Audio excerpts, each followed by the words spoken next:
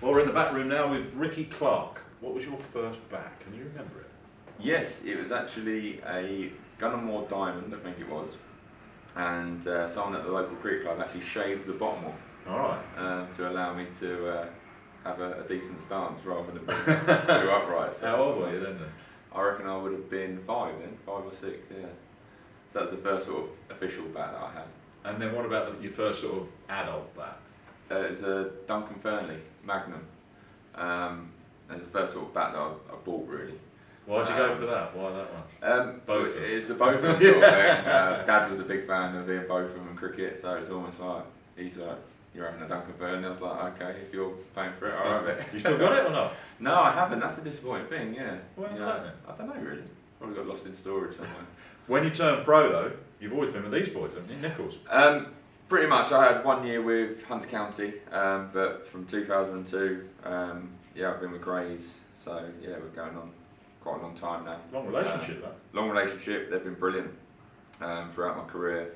Amazing kit, amazing bats, and amazing service. So very, very pleased. What do you like about their bats?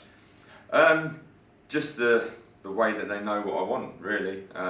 Sometimes you get people that go down and choose their bats, where I can just call them up or send them an email and they know exactly what I want, and I've never had to send the bat back and say, no, that's not good enough. It's always been really good for me, and they're just decent bats, full stop, and a decent company. Flip it over the face. Do you worry about how many grains?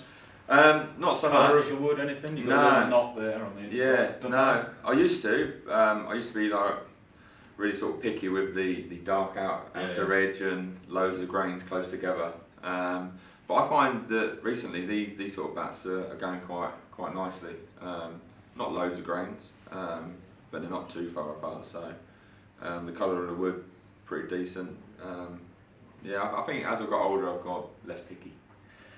Straight out the wrapper, that one. Yep. Go on then, tap that up.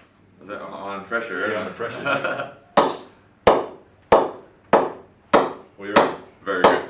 Already very good. Don't want to hit the roof with it. I reckon I could quite easily. Decent middle. And that would just be all you did. All you need to know. The pickup feels great. Tap a few. That's fine. I can go with that. And that's what I said with Gray-Nicholls over the years. I've never had a problem where I've tapped it up and gone, actually, no, that's a bad bat. And the good thing about bats nowadays, you can go straight into it and just use them. Yeah. None of this like knocking in for hours, oiling it, all that sort of stuff. You can just get them out the wrapper and use them straight away. How many grips you got on there? 4. Quite big hands. Big hands. Yeah. I just found that, over the years you find little things that work for you. I used to have 4 at the bottom and then just 2 at the top, so it's a more bottom hand.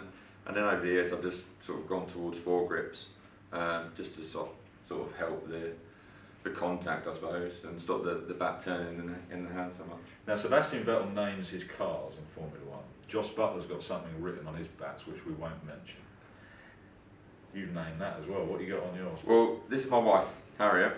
I brought this in because I didn't want the kids to watch it and say that I chose one of their bats over them. So that's why Harriet's come in and I'm showing her off today. But yeah, I've got Kane, Spurs, Delhi, Bonnie, our dog. It's just a way of keeping in touch with what your bats are and which one's the most important, really. But the dog is right at the bottom because that's the net bat. Yeah. Bonnie's the net bat. So yeah, mainly Max and Ella are the 4-day sort of bats, maybe 50 over, and then Harriet T20. Why? What's the difference between them? Is it just how they react off a red or a white ball, or a bit heavier, different feel? No, do you know what? I could actually go get my bats now and they're all exactly the same. So it's just a case that, I don't know, really, I've always had Max and Ella as my championship bats and 50 over, and Harriet as my T20, and we had Jasper, unfortunately, our dog passed away, so Bonnie's taken over. All right, well done, Bonnie. So we've got a new dog there, Bonnie, so she's now the net bat. Did you ever have a bat that you thought, I hope this never breaks? And can you remember that moment when it did?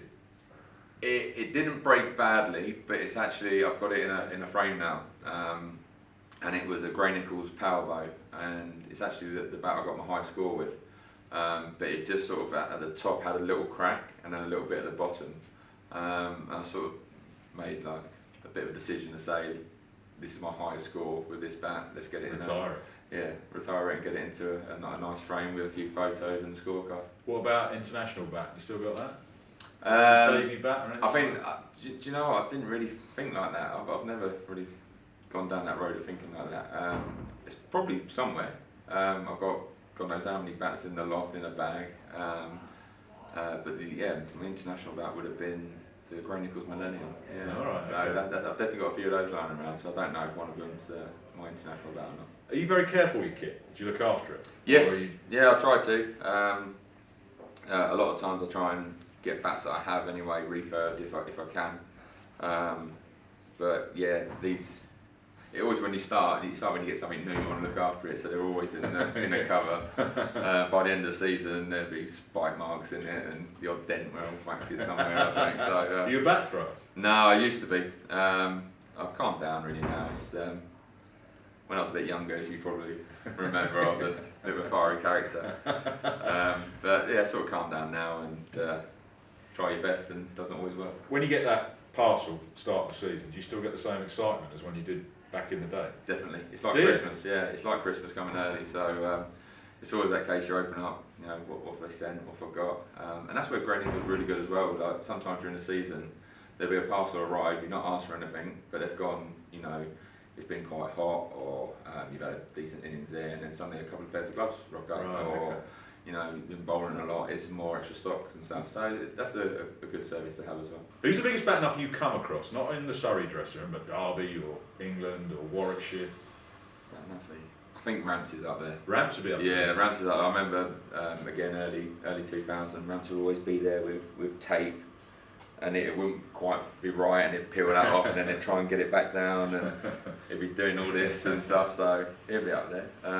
I think you did a little bit of stuff with your. I didn't have a shed in the garden like Ramps No, did. didn't you? Yeah, There you it's go. true. Your lad put sponsorships on your bats Yeah. now. That didn't happen back in my day with these lads. No, Oxford Property Investments. It's just one of my dad's companies in Dubai.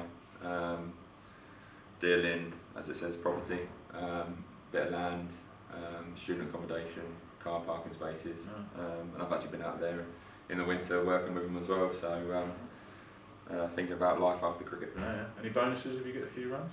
No, nothing like that. It's good for my old man's company. He's going to give me a job after I finish, so that will do. Yeah. Good to speak. Thanks, mate. Cheers, Woody.